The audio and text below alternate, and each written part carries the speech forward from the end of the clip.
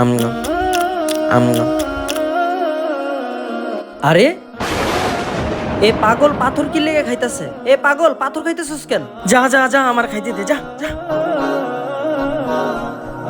আরে ওই পাগলটা দিয়ে আজকে পাতা খাইতেছে, যাই ওরিকে সিঙ্গারা দেই। এ পাগল পাতা খাওয়া বন্ধ কর, এলো সিঙ্গারা, সিঙ্গারা খা।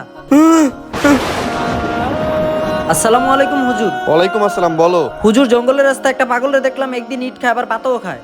ও, ওরে তো আমি চিনি। হয়তো উল্টাপাল্টা জিনিস খায়। যখন আমি কালকে ওর কাছে খাওয়ান নিয়ে গেলাম, খাওয়ান দিকে ভয় পেয়ে গেছে। তুমি যে খাবারটা দে সেটা তো তুমি খাবার দেখতেছো, আর ও যেটা দেখতে সেটা তো গু দেখতেছে। কিন্তু এটা কেন? এটা এই জন্যই।